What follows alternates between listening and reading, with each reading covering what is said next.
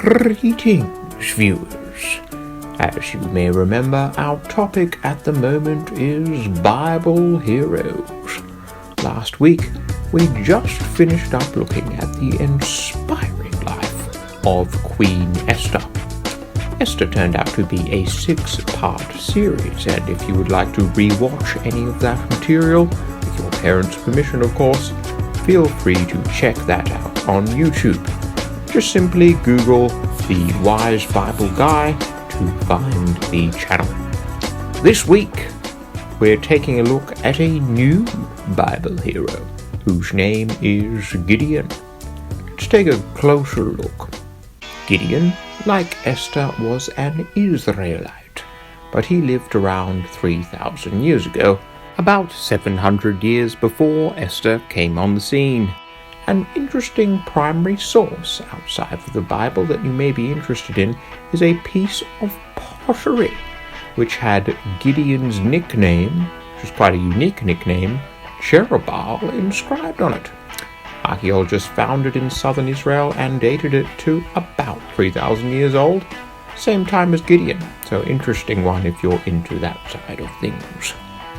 Now, Gideon lived in a time when Israel was being attacked on all sides. Ancient Egyptian records tell us that Pharaoh Merneptah had a war with Israel around 1205 BC, or 1,200 years before Jesus came on the scene. Shortly after that, Gideon and his fellow Israelites were constantly being attacked by raiders from the nearby land of Midian.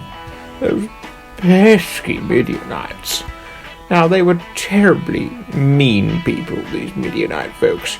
They regularly came through and destroyed everything the Israelites had.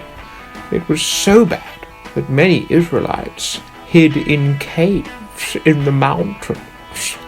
Gideon, in fact, was sorting out his wheat in a wine press to hide it from the Midianite raiders, when suddenly an angel appeared to him and said, "The Lord is with you, you mighty and courageous man."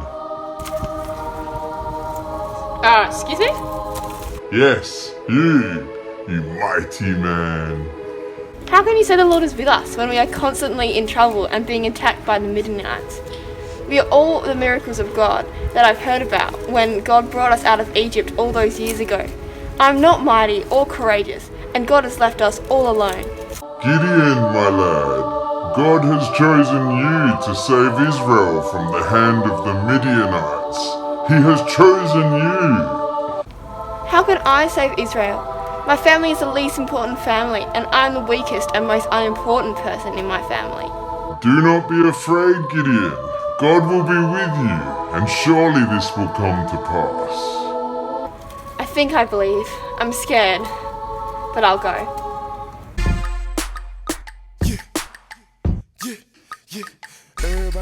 Well, there you have it.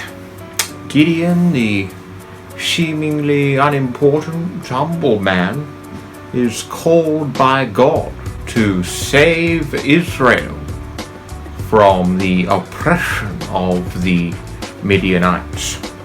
Now, today's takeaway is simple.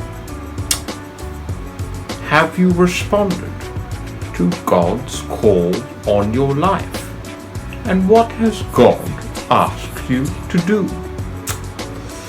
You see, Esther found herself in a spot not too unlike Gideon.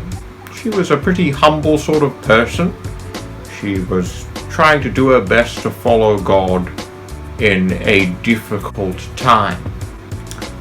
Although Gideon too was quite a humble lad, the Bible tells us that he struggled to understand why God would choose him to help. He had doubts, questions, criticisms even.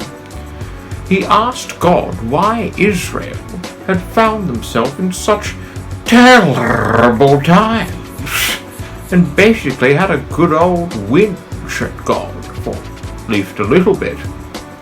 Now, it's certainly okay to ask God sometimes what's going on. Be honest with God. Tell him you're having a rough time. Tell him you're upset with the state of things, state of the world.